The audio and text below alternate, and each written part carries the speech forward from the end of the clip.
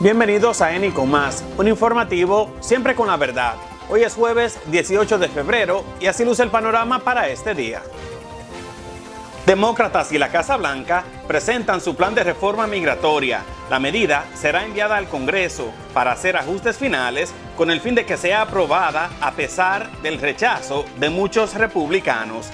Las tormentas invernales de la última semana no solamente han causado muertes y apagones en el sureste, noroeste y medio oeste de los Estados Unidos. Además del frío, las autoridades ahora reportan problemas en el agua. Miles de militares estadounidenses se niegan a vacunarse contra el COVID-19, causando gran frustración entre sus comandantes. Controversia en Nueva York. El gobernador Andrew Cuomo es investigado por el FBI por encubrir las cifras de muertes por COVID-19 en hogares de ancianos. Así iniciamos esta nueva edición de ENI con Más. Empezamos.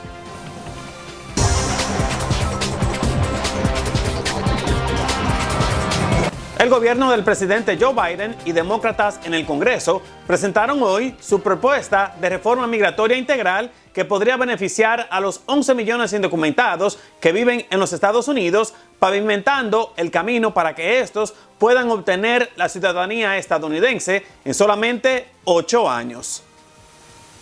Es un placer poder presentar esta reforma migratoria que ayudará a garantizar que inmigrantes, como muchos de mi distrito, sean tratados con dignidad y justicia.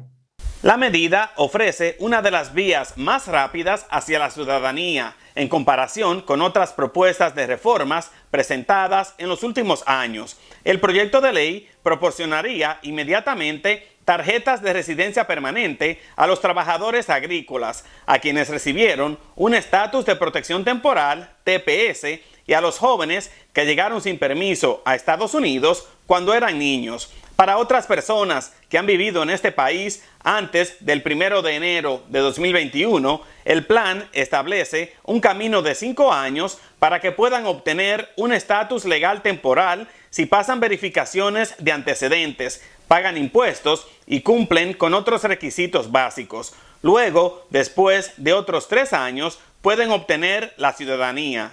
Primero de todo, hemos tenido conversaciones con colegas republicanos. Varios de ellos tienen intereses de elementos de la ley y parte de la negociación va a ser, bueno, si por ejemplo, si estás interesado en los obreros agrícolas, tienes que agregar su voto para otros que también queremos legalizar. Si tienes el interés de la alta tecnología y las visas para eso, pues bien, pero tienes que poner tu voto para otros elementos. Así que estamos en conversaciones. Eso es lo mismo que el 2013, cuando yo fui parte del grupo de 8 y empezamos con muy pocos republicanos, pero finalizamos con 68 votos en el Senado. Así que estas conversaciones, que en este momento son privadas porque estamos tratando de llegar al momento en el cual ellos se sientan confortables en apoyar la ley, pero sé que la congresista Sánchez puede hablarle también de que hubo en la Cámara de Representantes, cuando la Cámara pasó varios elementos significativos de lo que estamos proponiendo hoy, tuvieron un voto nutrido de colegas republicanos en la Cámara. La medida también incluye el aumento de visas y de fondos para procesar solicitudes de asilo y nueva tecnología en la frontera con México. Es un honor ser parte de este esfuerzo para restaurar la humanidad y los valores estadounidenses a nuestro sistema migratorio. Como hijo de inmigrantes de México, yo sé lo importante que es y la urgencia que se necesita para lograr esta reforma migratoria. Tenemos que asegurar que el sueño americano sea accesible para todos. Y este propuesto les ofrece a personas trabajadoras quienes enriquecen nuestras comunidades y han vivido en los Estados Unidos por años, sino décadas, una oportunidad de finalmente obtener su ciudadanía. Aún así, muchos consideran que no ofrece mejorar la seguridad fronteriza, lo que podría dificultar la obtención del voto de muchos republicanos en un Congreso altamente dividido. Las cosas buenas que estaba haciendo el presidente Trump con las leyes de inmigración y con dejar este país protegido y los ciudadanos aquí protegidos. El presidente Biden está rechazando todo lo que hizo el presidente Trump. Él quiere dejar que gente viene aquí y migra aquí sin control. Y eso no, así ningún país puede trabajar. Yo, obviamente, y cualquier persona queremos que inmigrantes vienen aquí a construir a su comunidad aquí. Pero no es posible sin control. Tenemos que controlar la cantidad de gente que viene aquí. Tenemos que saber quién son, de qué trabajo quieren hacer aquí, de qué hicieron en su país. Tenemos que saber que no son criminales. Y el presidente Biden no le importa. Él le importa más de otros países y no de nosotros. La propuesta ahora será introducida en el Congreso y se produce 35 años después de que el presidente republicano Ronald Reagan promulgó la Ley de Reforma y Control de Inmigración en 1986, que ofreció legalización y abrió el camino a la ciudadanía para unos 3 millones de indocumentados en los Estados Unidos. Los inmigrantes son una gran parte de nuestra nación y alimentan a nuestro país, cuidan a nuestras familias y nos ayudan a mantener seguros. Es sumamente importante que les proporcionemos un camino ganado hacia la ciudadanía para que puedan continuar contribuyendo a nuestra sociedad. El gobernador de Nueva York, Andrew Cuomo, está bajo fuego y es investigado por las autoridades federales por el manejo del COVID-19 dentro de los hogares de ancianos. Cuomo era visto por muchos como una gran estrella demócrata tras la publicación de un libro sobre cómo gestionar la pandemia. El FBI y fiscales federales investigan la forma en que el gobernador Cuomo manejó las muertes por COVID-19 en los ancianatos neoyorquinos entre marzo y agosto de 2020, los meses más letales de esta pandemia. El ejecutivo estatal ha sido acusado de encubrir las muertes e intentar ocultar datos que mostraban la gravedad de la situación en asilos de ancianos. Todo empezó cuando, bajo la dirección de Cuomo, el Departamento de Salud de este estado ordenó a asilos y centros de cuidados prolongados admitir a pacientes infectados con coronavirus que fueron dados de alta de los hospitales. Esto, según muchos, provocó un alto número de muertes en esas residencias. A través del movimiento Voces para Ancianos, familiares de algunos de los fallecidos exigen una investigación federal transparente e independiente que revele cuántos fueron realmente los ancianos internos en centros de cuidado prolongado que perdieron la vida. Yo tengo una abuela mía que tiene 98 años y está en el nursing home y ya tiene como 11 meses que está ahí en encerramiento, pero más es que yo no la he visto a ella desde agosto del año pasado y ella está muy depresiva, la veo por la ventanilla y todavía hasta eso es un problema, que tengo mucho tiempo que el home dice que por unos riesgos que está pasando hasta la ventanilla no se puede hacer más frecuente. Vemos cómo que está ahora mismo enfrentándose con la situación con los fiscales del sur de Nueva York, lo están investigando, el FBI lo están investigando, la Asamblea y el Senado de aquí. 9 personas de la Asamblea están mirando para quitarle los poderes de ejecutivo de la pandemia. 14 senadores también quieren hacer lo mismo. Y para que estén muy pendientes todo el mundo, esto es demócratas que quieren hacer esto. Los republicanos quieren que los saquen de oficina y comiencen los impeachment, que es para sacarlo completamente. Están hablando eso ahora mismo. La situación está fea para él, bien mal, pero yo quiero saber, siendo dominicano de aquí de Nueva York, y quiero saber qué está pasando con los electos oficiales que son dominicanos, que no están participando, no están hablando mucho de esto. También tenemos candidatos que están corriendo ahora para junio. Todo el mundo está callado. Yo he hablado con muchos y no quieren hablar, no quieren dar opinión. Esto no tiene que ver con demócratas ni republicanos, tiene que ver con justicia de la familia que han perdido más de 15,200 ancianos. Esto es justicia para la abuela mía de 98 años en el nursing home que está ahora mismo. Tienen unos biles, tienen 10 biles ahora mismo en el Senado. Uno de los biles es compasión para la familia, o se llama compasión familia, para permitir que pueden dejar familia entrar y bregar con lo que está pasando. Necesitamos justicia. Esto no es el momento para pelear por partido, y esto es lo que está pasando. En tanto, los líderes demócratas del Senado estatal exigen una investigación y buscan despojar a Cuomo de los poderes de emergencia que se le otorgó al inicio de esta crisis sanitaria. Algunos incluso piden su renuncia después de que surgieron nuevos detalles sobre por qué cierta información se mantuvo en secreto durante meses. Bueno, la cantidad enorme de muertes en los asilos de ancianos de Nueva York ha sido quizás la tragedia más grande de esta pandemia. Se sabía desde antes que fue un número altísimo de 8,500, pero se sospechaba de que realmente la verdadera cifra era aún más. Y ahora, gracias al esfuerzo de la fiscal de Nueva York, Tish James, ya sabemos que fue de casi 15,000 el número de muertes en los asilos. O sea, esos son 15,000 abuelos, abuelas, amigos, vecinas. Duele siquiera pensar en eso. Y lo que merecemos, lo que han perdido seres queridos merecen, es la verdad. Saber qué pasó ahí. ¿Por qué no se publicó la cifra correcta desde antes? Eso hay que investigarlo, y la legislatura estatal tiene que tener un papel clave en esa investigación para estar seguro de que puedan llegar a las verdaderas cifras. Así que hay que saber qué pasó, por qué y cuánto.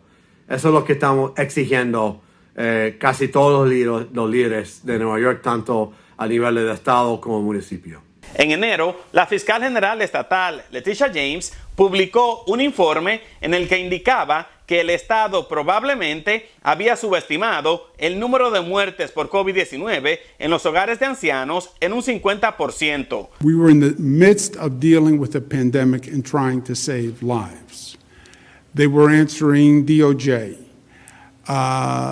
And nursing homes and the hospitals were also in the middle of hell and the middle of a pandemic. Cuomo dijo que el Estado no encubrió las muertes y agregó que los funcionarios deberían haber divulgado la información solicitada por los legisladores, el público y la prensa mucho más rápido. La secretaria del gobernador, Melissa DeRosa, reconoció haber encubierto las cifras de muertes en los asilos e indicó que los datos reales se retrasaron porque les preocupaba que el Departamento de Justicia de la administración Trump usara esa información en su contra.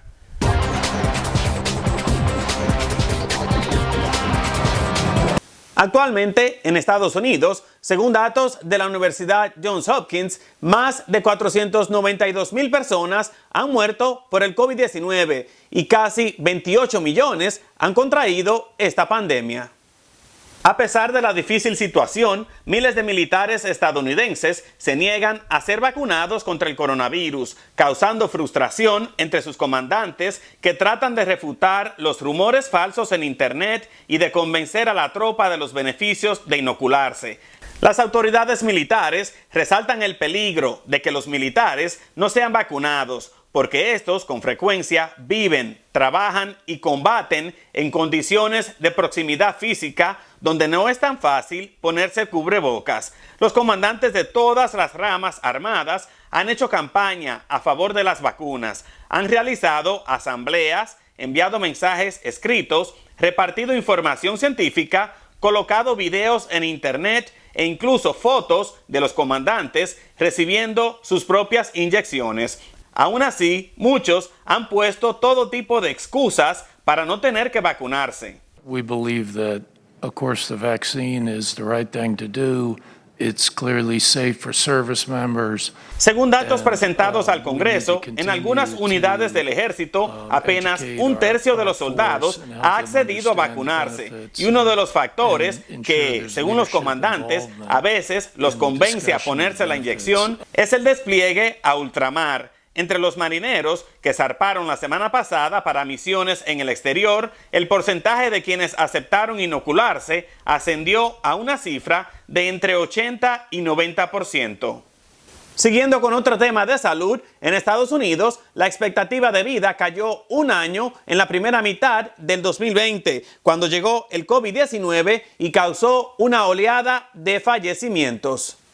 Según un estudio de los Centros para el Control y Prevención de las Enfermedades, CDC por sus siglas en inglés, la cifra disminuyó particularmente entre las minorías, 3 años menos para los afroamericanos y casi 2 para los hispanos. El director de estadísticas del CDC dijo que la última vez que se vio algo así habrá sido por los años de 1940, durante la Segunda Guerra Mundial.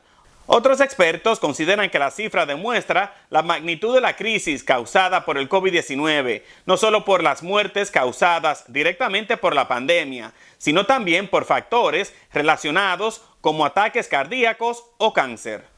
En Estados Unidos, más de 1 millón de personas siguen sin electricidad, la mayoría de estos en Texas, donde muchos residentes también carecen de agua potable tras los destrozos que causaron las fuertes tormentas invernales que han azotado a los Estados Unidos desde la semana pasada. Saludos amigos, el doctor Eliseo Guzmán en sus minutos médicos. Queríamos hablar sobre una situación preocupante y tiene que ver con el número aumentado de contagios que se están produciendo en los aviones. Y esto tiene que ver con varios factores que nos gustaría enumerar para que si usted tiene que volar por una necesidad, por una emergencia, recordemos que la CDC está advirtiendo, está aconsejando, está recomendando que no volemos en esta época. Pero si usted tiene que hacerlo, vamos a recordar algunos elementos que nos van a ayudar a evitar el contagio durante el vuelo. Quería yo comenzar mencionando la cifra de personas, de pasajeros que han retomado vuelo en los últimos semanas, meses. Si comparamos con el año pasado, en que más de 2 millones de personas volaban al día, estamos actualmente teniendo más de 1 millón de pasajeros todos los días. O sea, aunque es la mitad, el número de pasajeros ha aumentado significativamente, lo cual no es bueno. ¿Cuáles son los factores que pueden aumentar la posibilidad de contagio? Elemento número 1, la longitud, el tiempo de vuelo. Vuelos largos, mayor posibilidad de contaminación. Número 2, el grado de ventilación que mantiene el avión. Si el avión en vuelos largos tiene que reabastecerse de combustible, entonces los aviones tienen, por economizar combustible, lógicamente, a parar la ventilación, y ese periodo de no ventilación es muy peligroso. Ya se reportó un vuelo a Dubái donde hubo más de 5 contaminados cuando esta ventilación se detuvo por un número determinado de tiempo, indeterminado de tiempo, que resultó en la contaminación de varios de los pasajeros. El tercer elemento, y lógicamente importante, ya ustedes lo conocen, tiene que ver con usar máscara. Y si puede usar doble máscara, mucho mejor. Lógicamente, todo lo que signifique disminuir su uso de máscara va a aumentar la posibilidad de contagio. Entre esto está el ir al baño frecuentemente, por lo que se aconseja que vaya al baño antes de coger el avión, y que si tiene que usar el baño, use el tiempo más corto sin máscara. Igualmente, y hablando de la máscara, nos dirigimos a este momento que todo el mundo lógicamente lo necesita, y que busca ese momentito de comer algo durante este vuelo. Lógicamente, para comer nos quitamos la máscara y queremos también que este tiempo, si lo puede hacer cortito, pues bueno, entonces vamos a disminuir el tiempo de exposición a algunas personas que estén alrededor de nosotros y que puedan ser vectores activos del virus. No queremos hablar de lavado de manos porque ya ustedes lo saben, eso es algo que lo hacemos ya de rutina y lamentablemente el distanciamiento no se puede practicar de la manera adecuada en los aviones, aunque en algunas aerolíneas lo están tratando de mantener, pero no llegamos a los 6 pies recomendados, o sea que aunque sería importante mantener el distanciamiento, entendemos que algunas veces es prácticamente imposible. Agentes federales decomisan más de 11 millones de mascarillas falsas N95, artículos falsificados vendidos a hospitales, instalaciones médicas y agencias del gobierno en por lo menos 5 estados de esta nación. Según los funcionarios, las incautaciones más recientes se llevaron a cabo el miércoles, cuando agentes de seguridad nacional interceptaron cientos de miles de mascarillas falsificadas que imitaban las de 3M en un almacén de la costa este, las cuales estaban listas para ser distribuidas. Los investigadores también avisaron a unas 6,000 posibles víctimas en al menos 2 estados, incluyendo hospitales, instalaciones médicas y otros que podrían haber adquirido involuntariamente artículos falsificados, y los exhortaron a que dejen de utilizar estas mascarillas. Para saber si estos productos realmente provienen de los distribuidores regulares de 3M, las autoridades alentaron a los trabajadores y compañías del sector médico a que consulten el sitio web de esta empresa. In the past 2 weeks, HSI has conducted multiple criminal search warrants and seized counterfeit masks in operations conducted in 5 states. El secretario de Seguridad Nacional y otros funcionarios se abstuvieron de precisar los nombres de los estados a los que se enviaron las mascarillas, pero señalaron que se presentarán cargos penales. Las mascarillas falsas no son probadas para verificar si cumplen los estrictos estándares de las N95 y podrían poner en riesgo a trabajadores médicos de primera línea si las utilizan cuando atienden a pacientes con COVID-19. Después de casi un año de la pandemia, los fraudes continúan siendo un gran problema porque los timadores buscan aprovecharse de los hospitales y los estadounidenses desesperados. Los investigadores federales han detectado un aumento de sitios web ficticios que venden vacunas y medicamentos falsos producidos en ultramar y hasta equipos de protección personal falsificados. En Estados Unidos, más de 1 millón de personas siguen sin electricidad, la mayoría de estos en Texas, donde muchos residentes también carecen de agua potable tras los destrozos que causaron las fuertes tormentas invernales que han azotado a los Estados Unidos desde la semana pasada.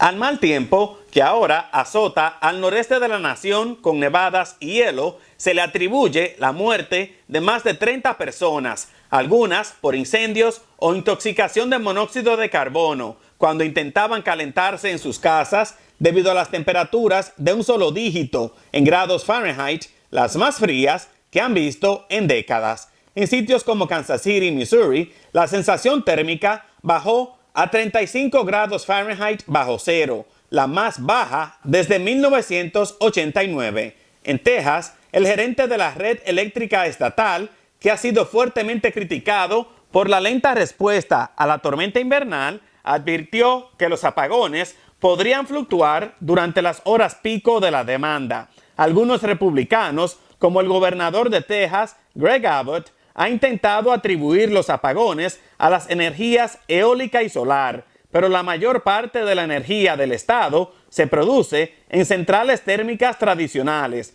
la mayoría de gas natural, que han sido el problema principal. A esto se suman las fallas en los sistemas de agua potable. Las autoridades ordenaron a 7 millones de personas hervir el agua corriente antes de tomarla debido a los daños causados en las cañerías por las bajas temperaturas. Every source of power that the state of Texas has has been compromised. Abbott exhortó a los vecinos a interrumpir el suministro de agua a sus hogares para evitar que revienten las cañerías y conservar la presión en los sistemas municipales. Los apagones ocasionados por el clima han sido persistentes en Oregon, donde muchos hogares y negocios han estado a oscuras desde hace casi una semana.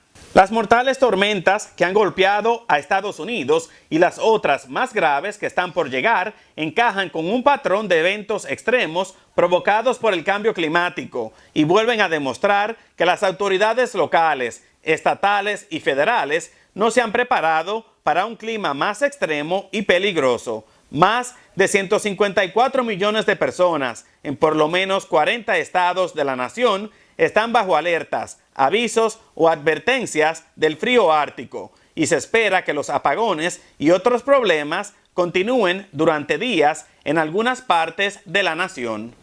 Como hemos mencionado antes, las tormentas también han llamado la atención no solamente por congelar a los estadounidenses, sino por afectar la distribución de la vacuna contra el COVID-19. La nieve está de vuelta y nuestras agencias están listas para mantener a todos los neoyorquinos seguros.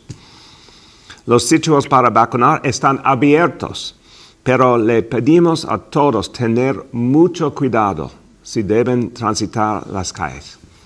Nuestra ciudad está preparada para enfrentar los desafíos y hoy también vamos a dar un ejemplo de lo fuerte que somos.